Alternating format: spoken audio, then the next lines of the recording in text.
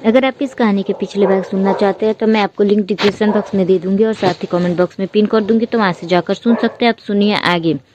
अशोक ने अविनाश से कहा, मैंने अपनी गेम प्लान पूरी कर दी है। अनाया को मैंने नए सिरे से चढ़ाया है ताकि वो अपने बेटी की कस्टडी मन्नत से मांग ले। Avinash, this is a good angle. मैं भी मानसी को बदनाम करता हूँ ताकि बेटी की कस्टडी मांग सकूं। अशोक, एक बात बताओ, तुम मन्नत से अपनी खुन्नस क्यों है?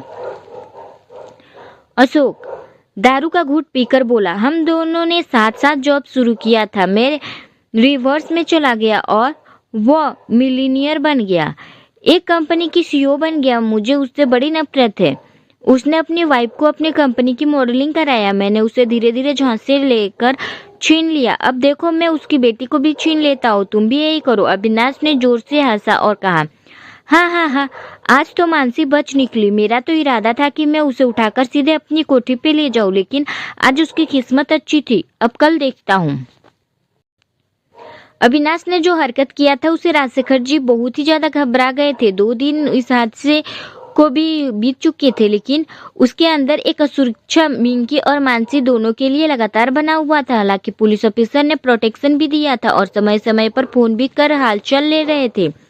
बावजूद उसके उनको डर में कोई कमी नहीं थी। डर का वजूद ही था, क्योंकि अविनाश अब वह नहीं रह गया था। अब वो एक पूरी तरह से क्रिमिनल और गैंगस्टर बन गया था, जिसके पास मोरल और भावनाओं के लिए कोई जगह नहीं था।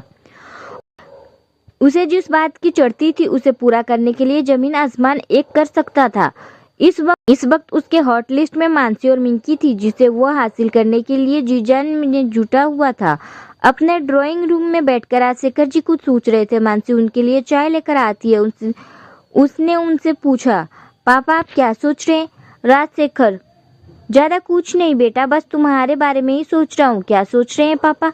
राजशेखर जी ने अपनी भावनाओं को छुपाते हुए कहा, बस यही, एम्स दिल्ली के स्पेशल सौंद निकला हुआ है जो कि खास एमबीए स्टूडेंट के लिए है। मैं चाहता हूँ कि इस फॉर्म को भरो और बीमारी पर स्पेशलाइजेशन करो। मानसी, पापा मुझे इसके लिए रोज जाना होगा? हाँ तो क्या हुआ, रोज जाना। यदि तुम्हें जॉब से दिक्कत होती है तो वहाँ से रिजाइन कर देना। यह तुम्हें एक सुखद भविष्य के लिए अच्छा अपॉर्चुनिटी है। सिर्फ 2 साल की ही कोर्स है। हो सकता है किड्स कोर्स के बाद तुम्हारा डायरेक्ट एम्स या किसी भी सरकारी अस्पताल में हो जाए। मानसी ने उस फॉर्म को लेकर देखा, उसे पढ़कर बोली, हाँ ये तो बिल्कुल सही है। उसने फॉर्म को भर दिया और जमा कर दिया। जितना आसान लग रहा था उतना आसान चीज अविनाश नहीं था। उसे पकड़ना एक टेढ़ी खीर थी। एक तो वो बाहुबली था और कई पहुंच वाले लोगों के साथ उठना बैठना भी रखता। उसके चलते उस पर जल्दी कोई हाथ नहीं डाल सकता था। पुलिस ऑफिसर के भी हाथ इतने लंबे नहीं थे कि अविनाश पर सीधे सीधे हाथ डाल सके। पुलिस ऑफिसर डॉक्टर सरन ने अपने टीम से कहा, मुझे एक मौका चाहिए था अविनाश को पकड़ने के लिए। यह बहुत ज्यादा ही उड़ रहा है। यदि मैं अभी कुछ कहूंगा तो वह जल्दबाजी होगा, क्योंकि उसने जो कुछ किया है ना अपने पत्नी के साथ किया है था। वह एक कहेगा कि उसकी पत्नी बच्ची से मिलने नहीं दे रही थी। लगातार उसके फोन के टच में रहो। कोई भी ऐसा मौका मिलता है तो हम नहीं छोड़ेंगे। उधर अशोक और अविनाश आपस में मिल गए थे। दोनों एक ही मकसद था, मानसी और मन्नत को परेशान करना। दोनों ने मिलकर मानसी और मन्नत को कई अश्लीलता फोटो तैयार कर लिए थे।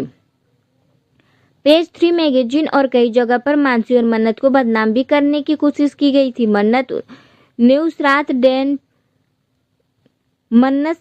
रात इवेंट के दौरान अपने मुंह से मानसी को अपनी फियोंसे से कहा था। साक्ष्यों और फोटो के अगेंस्ट अनाया को कोर्ट में दाखिल दिया और उसकी बच्ची श्रीवास्तव मेंशन में उपस्थित हो रही है।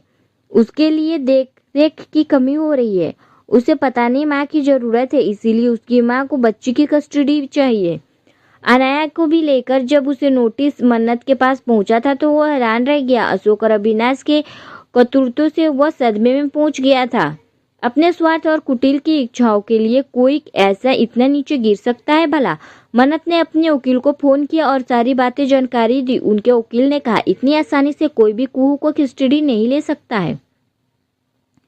एक बच्ची जिसकी उम्र 10 से 11 साल के बीच होती है, उसकी कस्टडी लेने में काफी मुश्किल होती है। अदालत काफी छानबीन करती है, उसके बाद नतीजे पर पहुंचती है। मैं जाकर मेट्रोपोलिटन में बात करता हूँ। इधर मन्नत के घर में सिमी के कनाडा जाने की तैयारी चल रही थी। सिर्फ 3-4 दिन ही बचे थे। इधर सुब्बू भी थाईलैंड जाने की तैयारी कर रहा था। उसे भी 1 हफ्ते के भीतर निकलना था। मन्नत ये चाहता था कि इस बात का जिक्र सबसे कर दिया जाए ताकि किसी प्रकार की गलतफहमी ना रहे। इसलिए उन्होंने पहले सुब्बू को फोन कर सारी बातें बताया और घर बुलाया। सुब्बू मन्नत के घर पर आया। सब लोग घर पर ही बैठे थे। मन्नत ने कहा, मैंने अपने वकील को बोल दिया है कि सारे काम कर लेगा। इस तरह से किसी को बदनाम करने की क्या मतलब होता है? This is not fair. मैं इसके खिलाफ मानहानि का केस दायर करूंगा। तुम देखना अब अशोक और अविनाश दोनों सलाखों के पीछे होंगे। सुबह में बस ये बताने के लिए फोन किया था कि तुम मानसी को बोलना कि वो इन बातों को सीरियसली ना ले, अपने कामों पर ध्यान दे। सुबह ने हामी भरते हुए कहा, हाँ ठीक है। मैंने वैसे भी गुड्डी को सबको समझा दिया है, पर उसका ये एक्स हस्बैंड कुछ भी कर सकता है। मन्नत ने अनाया के खिलाफ कोर्ट में FIR दर्ज कराया है और कहा, जितने भी वीडियोज और फोटोज है सब कुछ फेक और रियल कुछ भी नहीं है। उसके और मानसी के बीच कुछ भी गलत नहीं है। जितने भी फोटोज क्रिएट किए गए हैं वो सब झूठ है। अदालत ने इस बारे में छानबीन किया और पता लगाया। फिलहाल अनाया ने जो भी आरोप मन्नत के खिलाफ लगाए थे वो सब झूठे थे। इसलिए अदालत ने कुहू को कस्टडी अनाया को देने से इनकार कर दिया। एक लंबे समय के लिए टाल दिया। जब अनाया दूसरी बार पेटिशन डालने की तैयारी कर रही थी, यह सब देखकर अविनाश को लगा कि सीधी उंगली से दाल गलेगा नहीं, तो वो कुछ और करना चाहिए। इसलिए मानसी को परेशान करने के लिए एक प्लान बनाना शुरू कर दिया।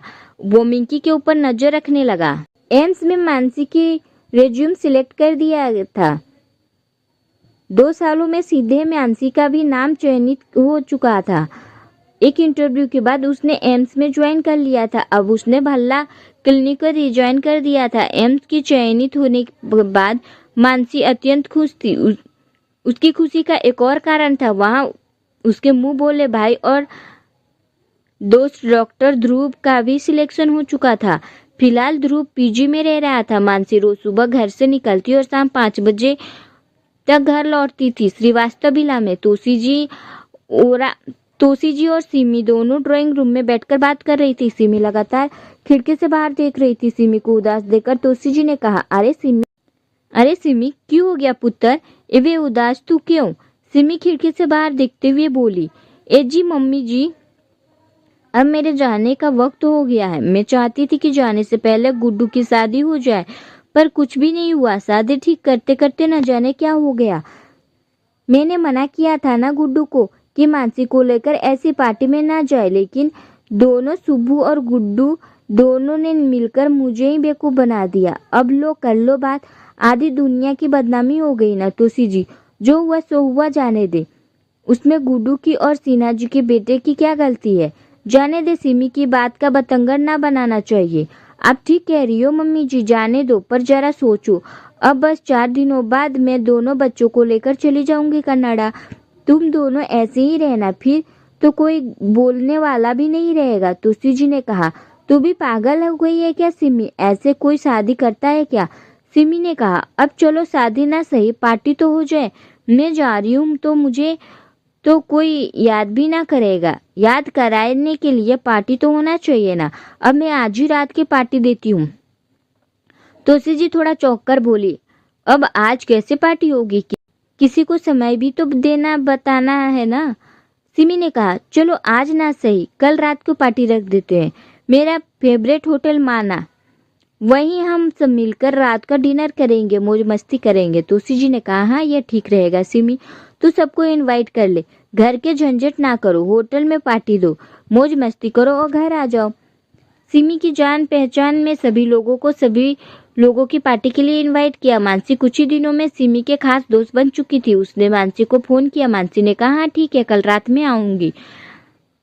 पार्टी के दिन मानसी अपने काम में व्यस्त थी। उसने अपनी अम्मा को फोन कर कहा, आप लोग पहले चले जाइए क्योंकि मुझे आने में थोड़ी देर हो जाएगी। मानसी जब वहां पहुंची उसी समय मन्नत भी वहां अपनी कार से पहुंचा। दोनों ने ही साथ लिफ्ट में गए। मन्नत ने देखकर मानसी को अपना सिर झुका लिया और धीरे से उसे सॉरी बोला। मन्नत ने कहा, यह सॉरी किस बात के लिए? मैंने क्या किया या आपने क्या किया? मानसी, वह कुछ फोटोज आ गए थे ना, जिससे हम लोग परेशान हो गए थे। मन्नत, तो इसमें आपकी क्या गलती है? आपको क्यों सॉरी कहा?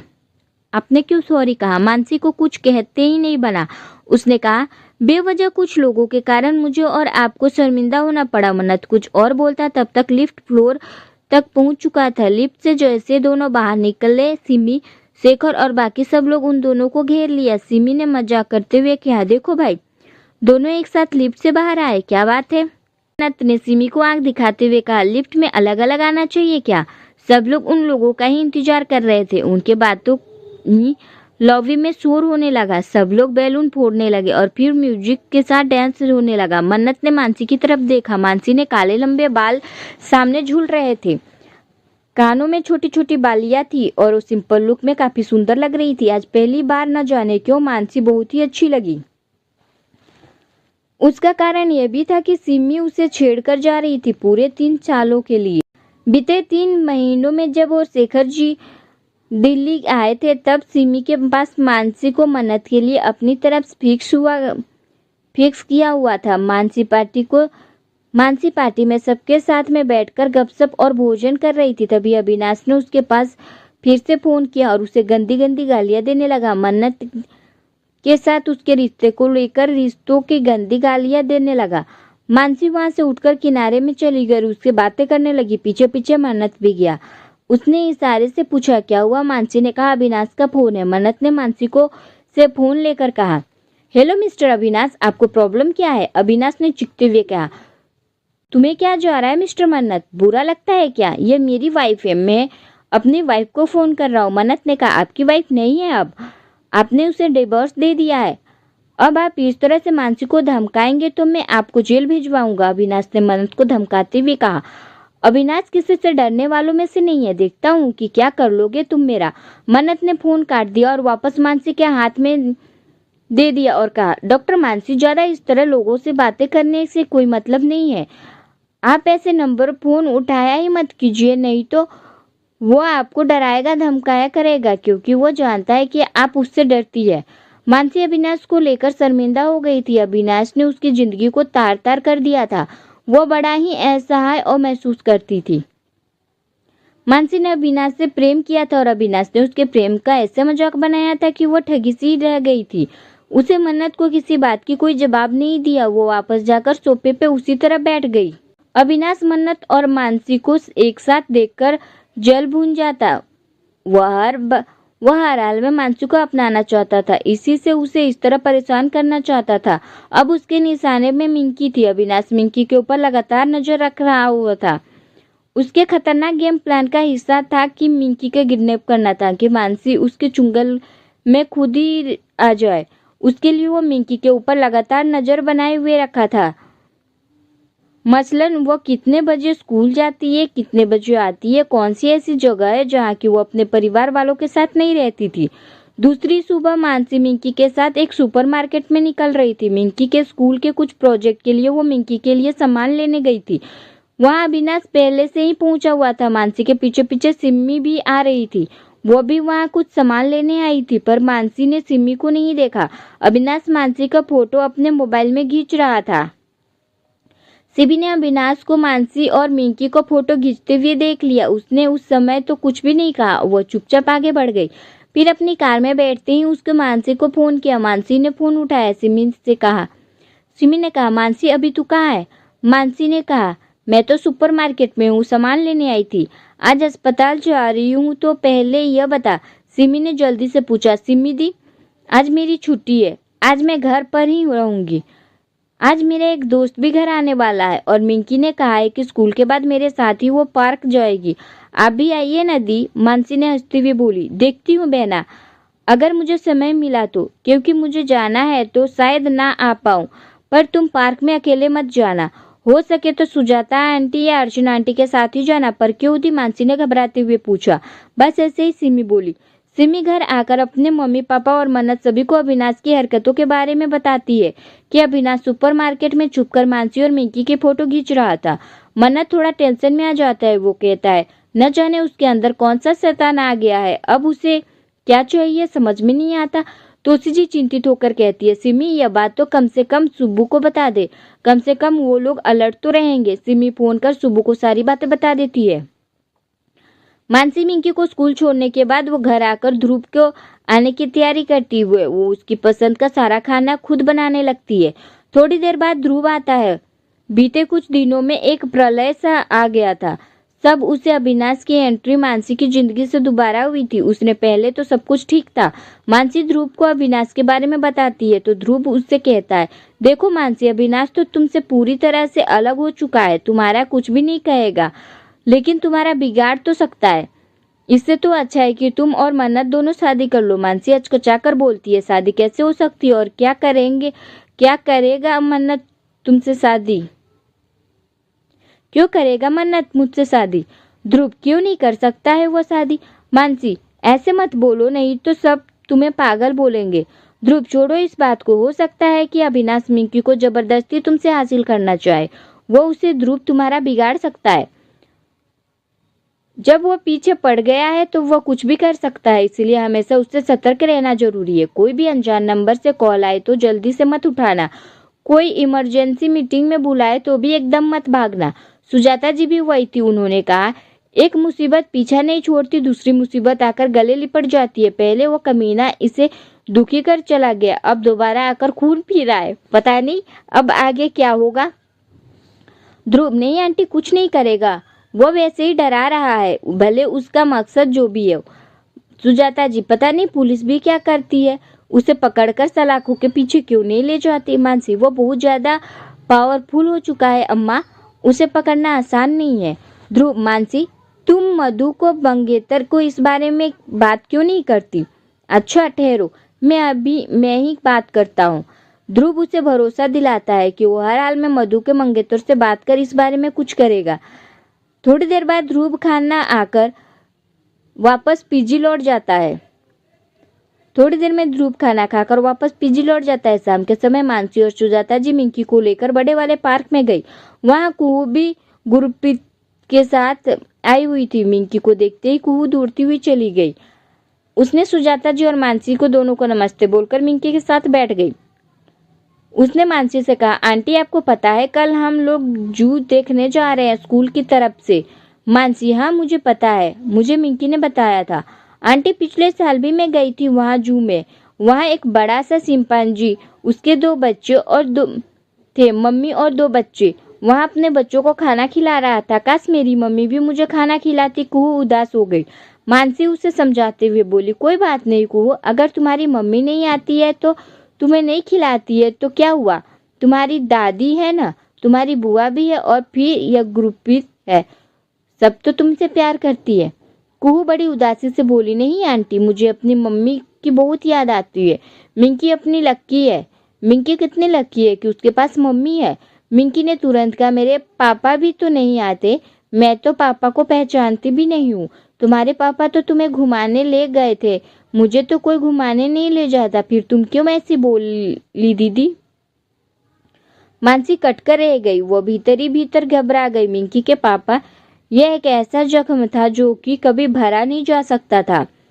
शाम हो चुकी थी। मानसी को धीमे से कहा, चलो तुम लोग थोड़ा खेल लो ताकि फ्रेश हो जाओ और मिंकी फिर घर जा लेंगे।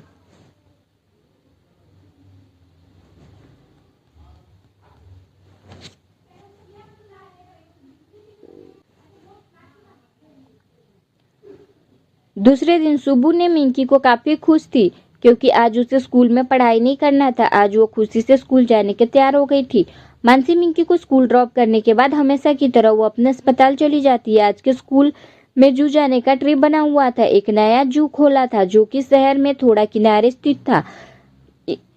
इस जू में कई नए नए जानवर और पक्षी लाए थे। सरकार की तरफ से बच्चों को फ्री में दिखाने की सरकारी आदेश जारी किया गया था। स्कूल की बस में प्री प्राइमरी और प्राइमरी के सभी बच्चों को लेकर स्कूल टीचर्स की टीम जू के लिए रवाना हो गई। लगभग 1 घंटे के बाद सब लोग जू में पहुंचे।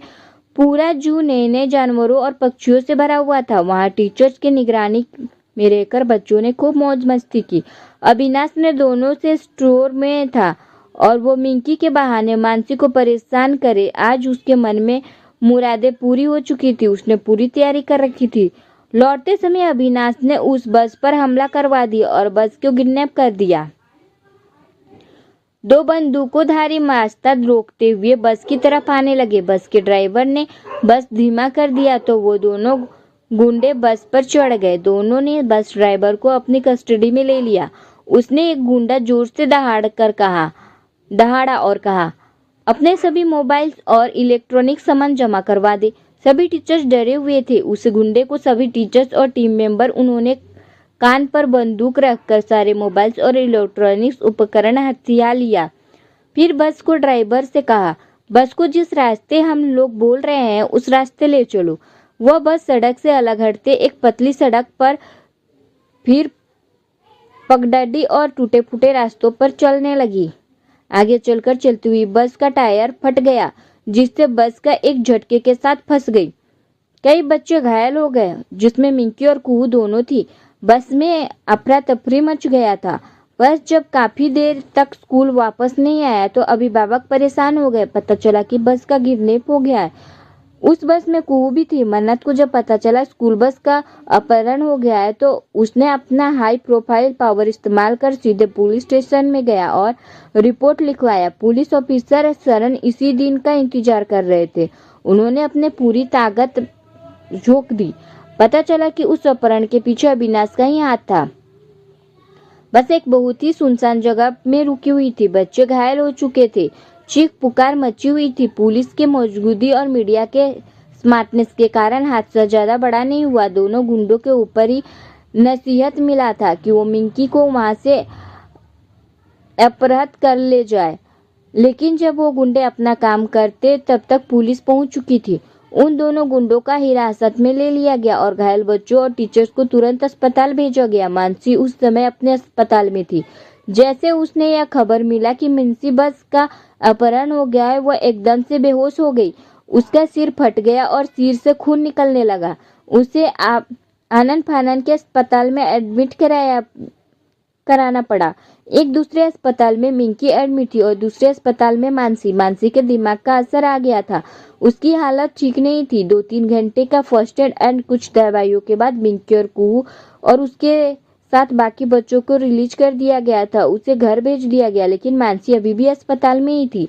उसे डॉक्टर ने 24 घंटे का वार्निंग दिया था। मानसी का परिवार मानसी के पास मौजूद था। सब सख्ते में आ गए थे। हे गिरधारी, ये तेरी कैसी माया, कितनी परीक्षा लेगा तू ऊपर वाले। राजशेखर जी बड़बड़ा रहे थे।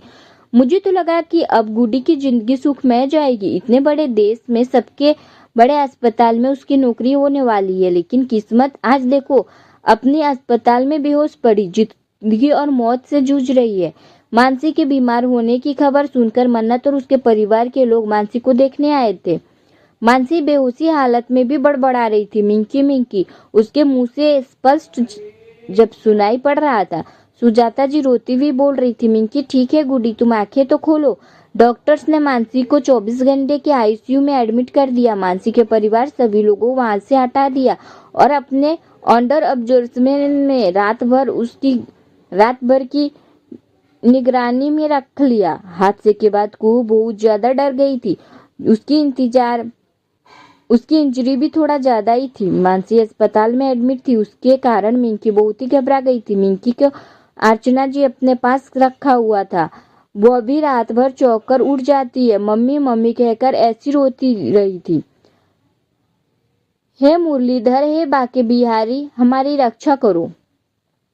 इस घर में थोड़ी सुख शांति दे दो। पता नहीं कौन सी गलती हुई है ऊपर वाले, जो बस तुम्हारा प्रकोप ही पड़ रहा है हमारे ऊपर। सुजाता जी हाथ जोड़कर भगवान को प्रार्थना कर रही थी। न जाने कल का दिन क्या होगा, कौन सा दिन निकल कर आएगा। एक तरफ मेरी बेटी बेसुध पड़ी हुई और दूसरी तरफ उसकी बेटी बीमार। न जाने कल का दिन क्या होने वाला है। श्रीवास्तव विला में त्रिभुवन जी घर लौटने के बाद मन्नत पर बिफर पड़े। उन्होंने कहा, देखो गुड्डू, तुम्हारी मम्मी ने इतनी अच्छी लड़की ढूंढकर तुम्हारे लिए लेकर आई थी, तो तुम्हारा ना इतना घमंड क्यों है, इसे नकार क्यों दिया। अगर तुम उससे शादी कर लिए होते तो उस समय हाँ बोल देते, आज ये नौबत नहीं आती। उस घर में एक बहू भी आ जाती, कुहू की मम्मी मिल जाती और खानदान को एक नेक और सुशील बहू मैं बिल्कुल भी नहीं सुनना चाहता हूँ। जैसे मानसी अस्पताल से आती है, मैं तुम दोनों का विवाह करना चाहता हूँ। तुम कान खोलकर सुन लो गुड्डू, वो भी सिम्मी के जाने से पहले ही तुम दोनों का फेरे करवाना चाहता हूँ, इसलिए तुम तैयार हो जाओ। मन्नत ने मुस्कुराते हुए कहा, पर पापा सिम्मी दी तो परसों ही रात में जा रही है, फिर यह शादी कब होगी? सुबह सुबह पुलिस ऑफिसर डॉक्टर सरन के मन्नत को फोन कर कहा, गुड मॉर्निंग मिस्टर श्रीवास्तव। मन्नत, गुड मॉर्निंग सर, कैसे हैं? कैसे याद किया हमें? डॉक्टर सरन, कल जो स्कूल के बस अपहरण दुर्घटना हुई थी, उस हादसे में सारी तहकीकात हमने कर लिया। सारे खोजबीन के बाद यह पता चला कि उसके पीछे अविनाश का ही हाथ है। उसी ने साजिश रची थी अपनी बेटी को किडनैप करने के लिए। इसकी साजिश रची थी ताकि अपनी पहली पत्नी के साथ फिर से रह सके। अब वो कमीना कभी नहीं बच पाएगा, कहीं भी नहीं बच कर जाएगा। अब हम उसे धर दबोचने वाले हैं। मन्नत हैरान परेशान होकर कहा। उसने कहा, सर आप यह क्या बोल रहे हैं? वह तो एक अच्छा खासा लड़का है, अच्छे घर का दामाद है, बस थोड़ा सिरफिरा है। डॉक्टर सरन, आप नहीं समझेंगे मिस्टर श्रीवास्तव। इंसान के रूप में भेड़िया होते हैं। इंसानी खाल में घुसकर हम इंसानों का खून पीने के लिए चले आते हैं। उस बेचारी बच्ची डॉक्टर मानसी का चेहरा देखकर मुझे उससे बड़ा सिंपैथी हो जाता है। कितनी प्यारी बच्ची है, किस राक्षस के पीछे उसने अपनी जिंदगी बर्बाद कर ली। आपको इस इंफॉर्मेशन देना है। चलिए मैं फोन रखता हूँ जी कहकर मन्नत ने फोन भी रख दिया। मन्नत इस घटना से पूरी तरह से सरप्राइज्ड है। ऐसा भी कहीं होता है? वो चुपचाप सिर झुकाकर बैठकर सोचता रहा।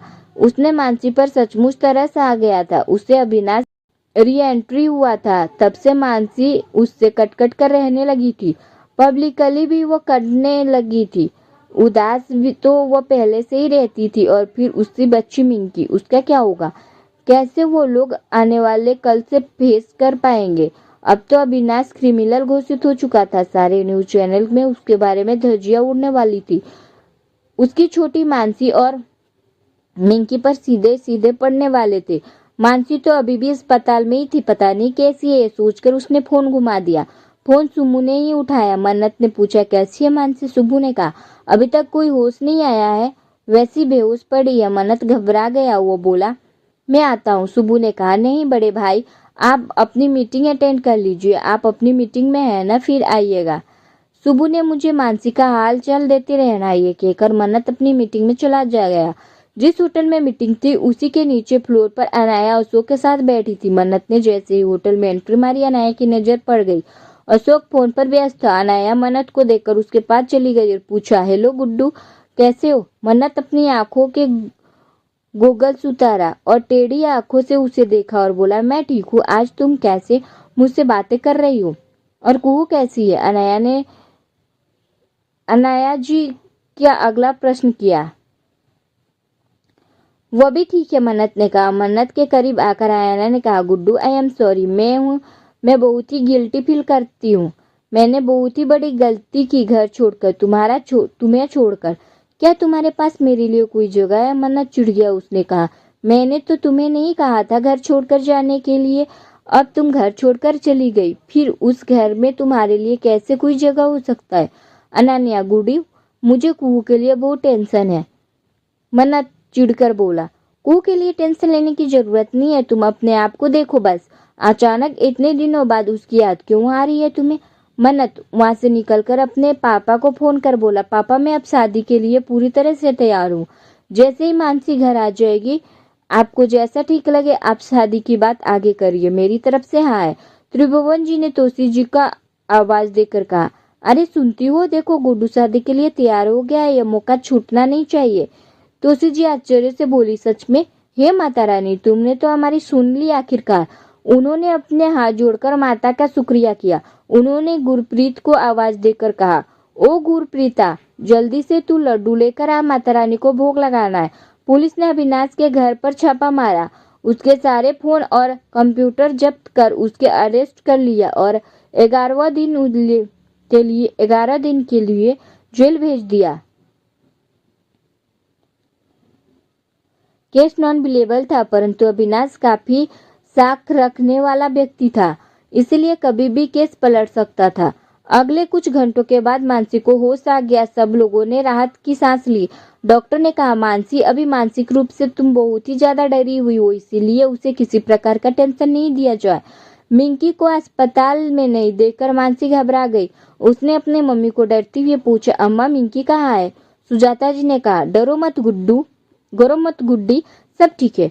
भगवान के घर देर अंधेर नहीं। जितने बस अपहरण किया करवाया था, वह सारे गुंडे पकड़े गए हैं। दुर्घटना में भी बहुत ज्यादा किसी को भी चोट नहीं आई है। मिंकी तुम्हारे घर पर ही इंतजार कर रही है। डॉक्टर ने उसे डिस्चार्ज कर दिया।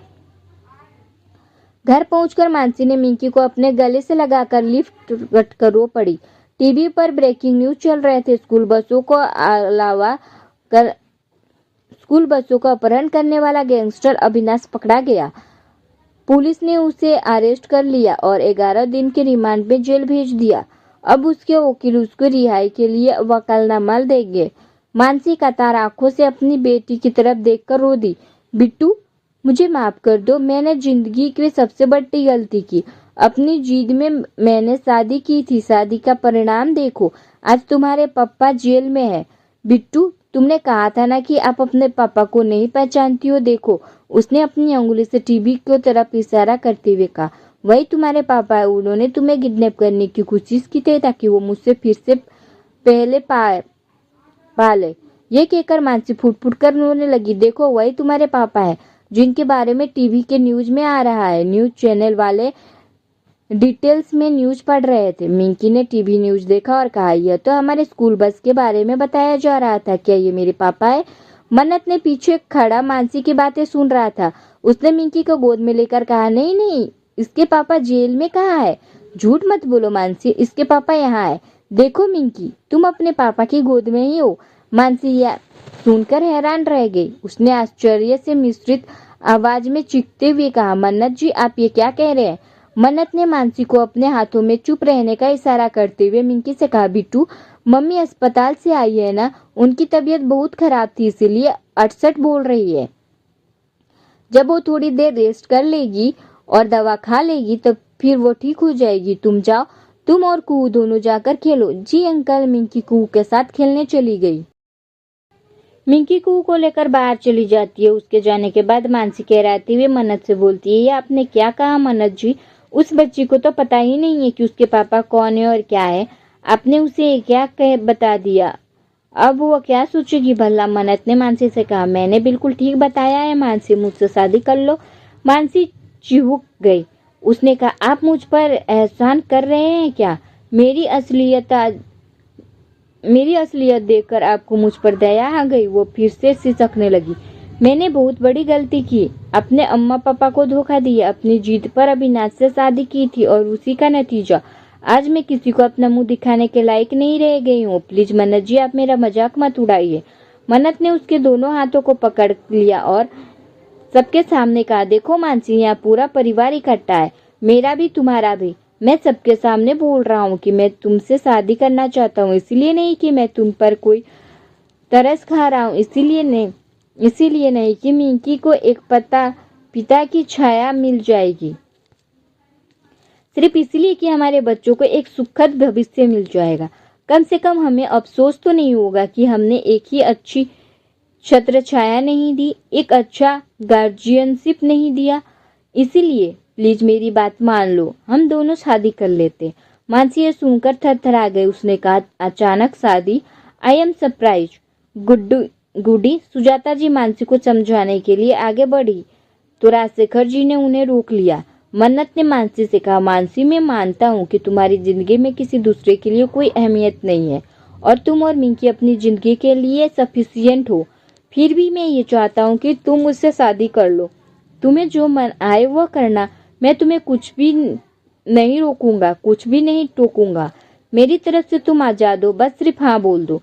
मानसी की आंखें खुली थी, उसका मुंह भी खुला हुआ था। उसे कुछ समझ में नहीं आ रहा था कि मन्नत क्या बोल रहा था और वो क्या सुन रही थी। कमजोरी के कारण उसे चक्कर आ गया, वो गिरने लगी तो मन्नत ने उसे संभालकर सोफे पर बिठा दिया। राजशेखर जी ने कहा, गुड्डी कमजोर हो गई है, उसे अंदर के कमरे में ही सुला देना चाहिए। सब लोग मानसी को लेकर उसके बेडरूम में सुला दिया। सुलाने के बाद सब लोग बाहर आ गए। त्रिभुवन जी ने मन्नत से कहा, गुड्डू, इस समय तुम्हें मानसी के पास होना चाहिए, जाओ तुम उससे बातें करो। त्रिभुवन जी के बात पर शेखर ने कहा, हाँ ब्रो, पापा ठीक बोल रहे, तुम्हें इस समय अंदर ही जाना चाहिए। मन्नत मानसी के कमरे के बाहर खड़ा होकर हल्के से दरवाजा नॉक किया और कहा, मैं अंदर आ जाऊं मानसी? मानसी अपने बिस्तर पर लेटी हुई थी। बड़ी कमजोरी से उसने कहा, हाँ आ जाइए। अचानक मन्नत को सामने देखकर मानसी सिटपिटा गई। वह उठकर बैठने की कोशिश करने लगी तो मन्नत ने उसे फिर से वापस लिटा दिया और कहा, उसके सामने ही बैठ गया और कहा, मानसी, मैं अपनी पत्नी को इतना प्यार करता था कि मैं बता नहीं सकता। एक शादी में हमारी मुलाकात हुई थी। फिर मेरी जिद के कारण मम्मी पापा ने हम दोनों से शादी कर दिया था। वह कम उम्र की भी थी। मैं नहीं कह रह सकता कि सिर्फ गलती अनाया की थी। वह मॉडलिंग करना चाहती थी, इसी में अपना करियर बनाना चाहती थी। मैंने उसे मॉडल भी बनाया। फिर कुछ दिनों में उसके रास्ते में मेरे लिए अलग होने लगे। वह दिन रात शराब में डूबी रहती थी, देर रात पार्टी में भी रहती थी, स्मोकिंग भी करती थी। इसी बीच कुहू भी इस दुनिया में आ गई, फिर भी उसमें कोई परिवर्तन नहीं आया। जब मम्मी पापा टोकते थे तो उसे बुरा लगता था। जब मेरे दबाव देना शुरू किया तो उसे मुझसे मन्नत के ने लंबी सांस लेकर कहा, उसने मुझे छोड़कर हमेशा के लिए। जब मैं मिंकी को अपने साथ देखता हूँ तो मुझे बहुत ही राहत महसूस होता है। बस कुछ दिनों के लिए, कुछ सालों के लिए बच्चों को माँ बाप की जरूरत होती है। उसके बाद बच्चों तो खुद ही समझदार हो जाते हैं और अपना रास्ता खुद ही खोज लेते हैं। तब तक हम दोनों एक साथ माँ बाप बनकर इन बच्चों के साथ खड़े हो जाते हैं। कुछ देर चुप रहने के बाद मन्नत मानसी से कहा, मुझे पहले ही हाँ बोलना चाहिए था, लेकिन शायद मैंने देर कर दी। मानसी कुछ बोलने के लिए मुंह खोल ही रही थी कि मन्नत अपनी उंगली उसके मुंह पर रख दिया और कहा, नहीं, मैंने आपके बारे में सारी जानकारी हासिल कर ली है। आप मेरे बारे में कुछ भी नहीं जानती है, इसलिए मैंने आपको बता दिया। अब आपका जवाब मैं हाँ में ही चाहता हूँ और मैं कुछ भी नहीं सुनना चाहता। आप बस शादी का इंतजार कीजिए। मन्नत ने उसे चादर उड़ाकर बाहर निकल गया। बाहर ड्राइंग रूम में सब लोग इंतजार कर रहे थे। सुजाता जी हाथ में आरती का थाल लेकर खड़ी थी। उन्होंने मन्नत के ऊपर आरती का, उसके माथे पर काजल और रोली का टीका लगाते हुए कहा, भगवान जब भी देता है छप्पर फाड़ कर देता है, नजर ना लगे। ये कहकर वह मन्नत को टीका लगाने लगी। बैठो बेटा। मन्नत सोफे पर बैठ गया। सुजाता जी भी वहीं बैठकर कहती है, जिंदगी भर मैंने इंतजार किया अपनी बेटी को बसने से हुए देखने का। मुझे लगा था कि जिंदगी बस देखते हुए कट जाएगी, लेकिन अब लगता है कि भगवान ने हमारी सुन ली। भगवान जब देता है छप्पर फाड़ कर देता है। मन्नत ने कहा, आंटी, मैं मानसी को लाल जोड़े में विदा करना चाहता हूँ। सिमी आश्चर्य से बोली, मैं कल जा रही हूँ, रात के 2 बजे मेरी फ्लाइट है और मेरे बिना गुड्डू शादी कैसे हो सकती है भला? कल के ही रख लेते हैं शादी। शेखर जी थोड़ा परेशान होकर बोले, कल की शादी? ऐसा कैसे हो सकता है इतनी जल्दी? त्रिभुवन जी ने कहा, हाँ, कल सिमी बेटी चली जाएगी, फिर 3 साल बाद ही आएगी। तो अच्छा है कि कल उसने जाने से पहले हम फेरा डलवा दे। अभी मुहूर्त भी अच्छे चल रहे हैं। सिन्हा जी, आप गिला ना करें, आजकल होटल वाले सब कर देते हैं, हमें कुछ भी नहीं करना होगा, सारे तैयारियां यही लोग कर देते हैं। हम तो बस होटल पहुंचेंगे और फेरे डलवा देंगे, बस हो गई शादी। वहां ध्रुव बैठा हुआ था। उसने कहा, हाँ, यह परफेक्ट है अंकल जी। मैं भी सभी दोस्तों को इनवाइट कर देता हूँ जो कल तक आ जाएंगे। सुबह सुबह श्रीवास्तव बिला में, अरे मम्मी कहाँ हो? इतने सारी साड़ियों का क्या करना है? बाजार लगानी है क्या? मेरा सामान पैक करवा दो जरा। सिमी तोसी जी को खोजते हुए बाहर निकली तो उसने देखा ड्राइंग रूम में साड़ियों का एक ऊंचा थाक लगा हुआ था। सामने साड़ी वाला बैठा था। तोसी जी ने उनसे साड़ी पसंद कर रही थी। तोसी जी ने सिमी से कहा, अरे सिमी, मैं साड़ी पसंद कर रही हूँ, तुम अपना सामान खुद ही पैक कर ले। आखिर इतने दिनों बाद बहू के पैर घर पर पड़ रहे हैं तो कपड़े तो खरीदने होंगे ना। सिमी, साड़ियों को तुमने खरीद ली, पर ब्लाउज इतनी जल्दी सिलेगा भला? सिमी ने भी चिंता जाहिर की। तोसी जी, अरे तू उसकी चिंता छोड़ परे, मैं पहले साड़ियाँ तो पसंद करूँ। मैंने सारी बातें कर ली है। मानसी को तो मैं लहंगा पहनाऊंगी विदाई में। मैंने तो लहंगे की ऑर्डर भी दे दिया है। बस हरियर 2 घंटे में रेडी करवा कर घर पहुंचा देगा। वही आकर ब्लाउज में भी ले जाएगा और लेकर शाम तक दे जाएगा। आखिर शादी तो 7 बजे की है ना। सिमी हंसने लगी। चलो मम्मी रहने दो, मैं खुद ही पैक कर दूंगी। अब देखो मेरी बात तो लग गई। आखिर मैंने जाते जाते गुड्डू का फेरे करवा दिया है ना। हंस मैं वारी वारी जाऊं, तोसी जी ने कहा। तुझे तो मैं सोने की मोटे मोटे झुमके दूंगी। तेरी बात लग गई सिमी। अंत भला तो सब भला। कितने दिनों से मैं इंतजार कर रही थी। मुझे तो मानसी पहले दिन से ही पसंद थी। अगर यह मुआ तेरा भाई उसी समय हाँ कर देता तो क्या होता है। चल जाने दे, जब हुई सबेरा तब मान, तोसी जी ने हंसते हुए कहा और साड़ियाँ पसंद करने लग गई। 8-10 साड़ियाँ पसंद कर उन्होंने हरिहर को फोन किया और कहा साड़ियाँ मैंने पसंद कर लिया। इसमें फॉल पिको करवाना है, इसके मैचिंग और पेटीकोट लेने हैं और सबके डिजाइनर ब्लाउज सिलने हैं। फटाफट आ और ले जा, शाम तक देने भी है। उधर राजशेखर जी के घर पर मौका बड़ा था, लेकिन बहुत भी सादगी के साथ आयोजन किया जा रहा था। आज हल्दी और मेहंदी भी मामूली रस्म थी और आज की रात ही फेरे थे। मानसी के हाथों में मेहंदी लगी हुई थी और उसे हल्दी लगाया जा रहा था। कैसेट पर हल्दी के गाने बज रहे थे। मानसी उदास थी। उसे कुछ समझ में नहीं आ रहा था कि अचानक ये सब क्या हो रहा है।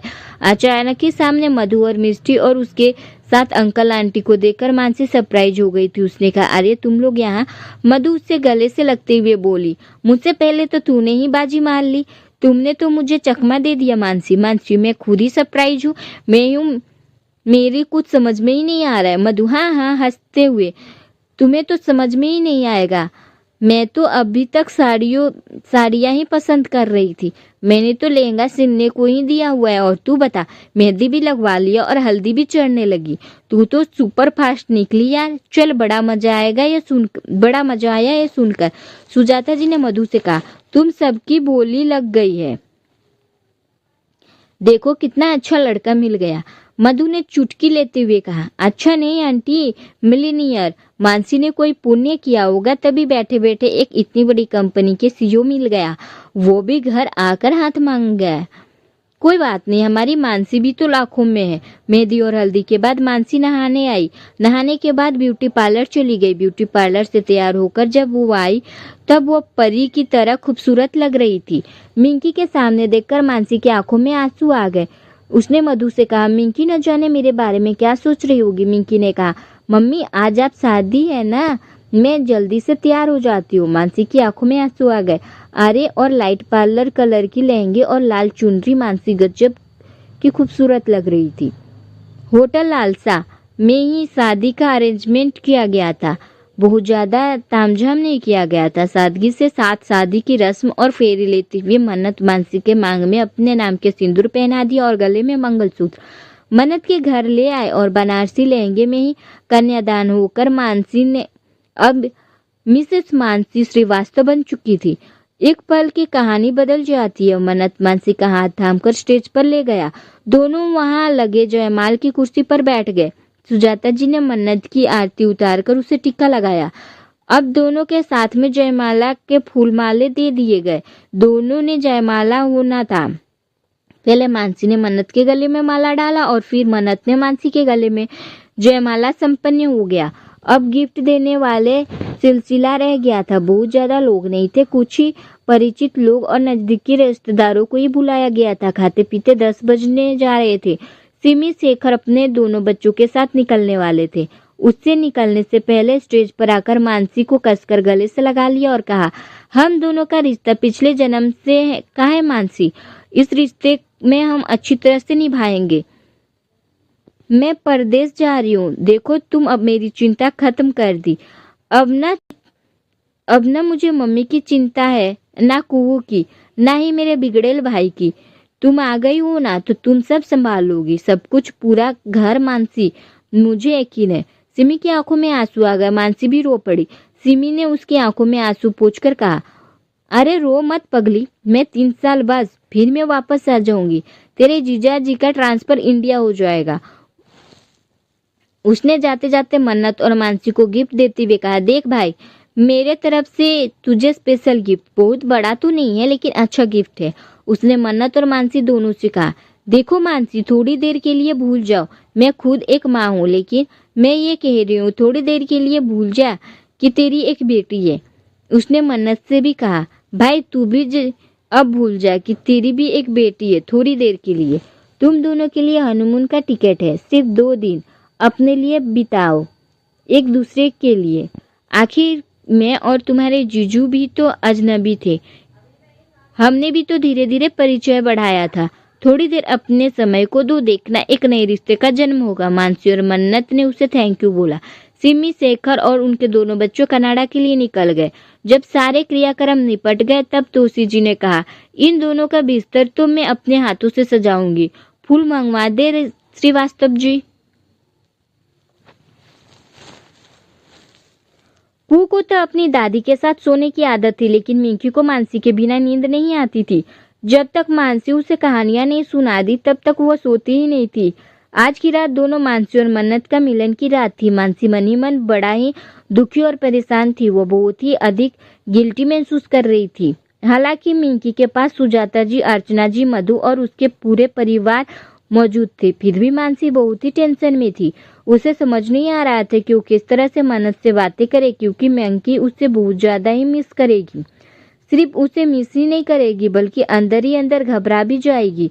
दोनों का सुहाग सिर्फ मन्नत के ही बेडरूम में ठिका गया था। फूलों का सजा हुआ बिस्तर पर मानसी बैठी मन्नत का इंतजार कर रही थी। मन्नत कमरे में आकर मानसी से कहा, मानसी तुम कपड़े बदल कर मिंकी के साथ सो जाओ, उसे तुम्हारी कहानियों के बिना नींद नहीं आती ना। अगर तुम उसके साथ नहीं सोओगी तो उसका दिमाग में गलत असर पड़ेगा। मानसी चौंक कर मन्नत की तरफ देखने लगी, फिर उसके मुंह से थैंक यू निकल गया। वो रो पड़ी। मन्नत ने उसके पास आया और उसकी आंखों के झलके आंसू को अपनी हथेलियों में लेकर कहा, यह क्या है मानसी, तुम रो रही हो क्यों? मानसी चुप रही, कुछ नहीं बोली। जब वो कुछ नहीं बोली तब मन्नत ने कहा, देखो मानसी, हम दोनों एक दूसरे से बिल्कुल अनजान हैं, तो तुम आंखों में आंसू भरकर जवाब मत दिया करो। जो भी बात हो वो मुझसे कहो, अपनी हर परेशानियां मुझसे साझा करो, तभी तो मैं कोई भी डिसीजन ले सकता हूँ ना। मानसी ने हमें सिर हिलाया। मन्नत ने कहा, जाओ कपड़े बदल लो और मिंकी के साथ सो जाओ। मानसी कपड़े बदलकर कमरे में आई तो मन्नत वहां बैठा हुआ अपना मोबाइल देख रहा था। मानसी ने मन्नत से कहा, मैं जाती हूँ। मन्नत ने हाँ में सिर हिलाया, फिर कहा, मानसी जरा रुको। मानसी ने पलट कर देखा। मन्नत ने कहा, कांग्रेचुलेशन मिसेस मानसी श्रीवास्तव, हमारी शादी मुबारक हो। उसने एक गुलाब का फूल उसके हाथ में दिया। मानसी मुस्कुरा दी और शर्माकर अपना सिर झुका ली। फिर उसने धीरे से बोला, thank you, same to you. दूसरे दिन सुबह 5 बजे मन्नत और मानसी के भुवनेश्वर पुरी का फ्लाइट थी। ओडिशा के जगन्नाथपुरी में भगवान जगन्नाथ का आदिकालीन मंदिर है, जो कि सिद्धपीठ में गिना जाता है। सिमी को पूरी बहुत ही अधिक पसंद था। वहां यह हमेशा ही आती रहती थी। उसे भगवान जगन्नाथ पर अधिकतम आस्था थी, इसलिए उसने यहाँ का टिकट अपने भाई भाभी के लिए कटवाया था। शादी के बाद पहली बार मंदिरों में दर्शन शुभ होते हैं। पूरी में भगवान जगन्नाथ के दर्शन करने के बाद मन्नत और मानसी दोनों वहां के समुद्र तट देखने गए। पूरी का समुद्र तट भी अत्यंत ही खूबसूरत था। दुनिया भर के सैलानी वहां आकर वहां खूब मौज मस्ती करते हैं। मानसी समुद्र के किनारे बैठी हुई समुद्र के शोर में सुन रही थी। कुछ ही पल में उसकी जिंदगी में बहुत ज्यादा ही परिचित हो गई थी। अब वह यह सोच रही थी कि रात भर कुछ घंटों में मुलाकात उसके सोचने का ढंग बदल दिया था। मन्नत का स्वभाव उसके दिल को छू गया था। जितनी भी देर वो मन्नत के साथ रही, मन्नत उसी के बारे में बातें कर रहा था। मानसी लहरों की तरफ देख रही थी, तभी पीछे से मन्नत उसे आकर उसके चेहरे को अपने हाथों में ढकते हुए बोला, क्या सोच रही हो मानसी? मानसी 2 मिनट चुप रही। उसने कहा, मन्नत जी, मैं लहरों में गिरते और उठते देख रही थी। मन्नत ने कहा, लहरों को तो काम ही है उठना और गिरना, उन्हें देखकर क्या मिला? मानसी हंसने लगी, मुझे मजा आया। मन्नत ने अपनी दीदी सिमी को बातों को याद किया। सिमी ने कहा था कि कुछ पल के लिए भूल जाना, तुम्हारे बच्चे हैं। मन्नत ने मानसी से कहा, चलो लहरों में उतरते हैं और पता करते हैं कि यह क्यों उठ रहे हैं और गिर रहे हैं। मन्नत मानसी का हाथ पकड़कर समुद्र की लहरों की तरफ बढ़ गया। लहरों के हल्के से आकर उसके पैरों को भिगो रही थी। दोनों मस्ती में आगे बढ़ते रहे। अचानक ही एक बड़ा सा लहर आकर उनके ऊपर गिरा। मानसी चीखकर मन्नत से लिपट गई। लहर बहुत ही मजबूत था। मन्नत ने भी कसकर मानसी को पकड़ लिया। दोनों ही एक दूसरे को कसकर पकड़े गए हुए थे। बावजूद इसके लहर ने उन दोनों को कुछ ही दूर खींच लिया और फिर वापस लौट गए। दोनों बालुओं में गिर पड़े थे। लहरों में दोनों के तन मन दोनों को भिगो दिया था। 2 दिन के पर्यटन में दोनों और करीब आ गए थे। सिमी भी अपने परिवार के साथ सकुशल कनाडा पहुंच चुकी थी। 2 दिनों के बाद मन्नत और मानसी पुरी से घूमकर दिल्ली वापस लौट आए थे। उन दोनों के स्वागत में दोनों परिवारों ने मिलकर फिर से एक छोटा सा गेट टुगेदर पार्टी रखा था। पार्टी में सिर्फ घर के ही लोग थे। तरह तरह के पकवान बन चुके थे। भोजन के बाद सब लोग बैठते हुए तब तुलसी जी बोलती है, आज अंताक्षरी खेलते हैं ना, कितनी खुशी का माहौल है। याद है ना सूरज बड़जात्या ने अपनी फिल्म हम आपके हैं कौन में सब लोगों को कैसे संगीत अंतराक्षरी खेल रहे थे। हम सब मिलकर वैसे ही अंतराक्षरी खेलते हैं ना। सब लोग अंतराक्षरी खेलने लगे। सबने पहला कौन गाएगा, चलो पहले इस कुशल को उठाकर हम एक दूसरे की तरफ फेंकते हैं, जिसके पास रुकेगा वो गाना गाएगा। तुलसी जी ने गाना लगाकर कुशन त्रिभुवन जी के हाथ में दिया। उन्होंने कहा, अब आगे आप पास करते जाइए। जब यह 1 मिनट का गाना रुक जाएगा, जिसके हाथ में कुशन होगा वो गाने के लास्ट वर्ड से गाना शुरू कर देगा। गाना लगा दिया गया। गाना बज रहा था। कुशन सुजाता जी के पास आकर रुका। मानसी जोर से हंस पड़ी। अम्मा, अब तुम गाना गाओगी। उसके हंसते देख सुजाता जी अब बस मुस्कुरा उठी। तुम्हारी खुशी के लिए गुड्डी, मैं गाना क्या डांस भी करूंगी। सुजाता जी गाने गाने लगी। उसका गाना खत्म होने के लिए तो तुलसी जी की बारी आई। तुलसी जी गाना खत्म हुआ तो त्रिभुवन जी की बारी आई। त्रिभुवन जी गाना गा रहे थे। गाते हुए वो अचानक ही जोरों से चीखने लगे। सब लोग हड़बड़ा जाते हैं। क्या हुआ पापा, मन्नत ने पूछा। अरे मेरे दांतों में दर्द हो रहा है, कहराते हुए त्रिभुवन जी बोलते हैं। मन्नत मुस्कुराते हुए कहता है, कोई बात नहीं पापा, अब दांतों का फिक्र छोड़ दीजिए, अब फ्री में इलाज हो जाएगा। एक डेंटिस्ट घर में जो आ गई है। सब लोग हंसने लगते हैं।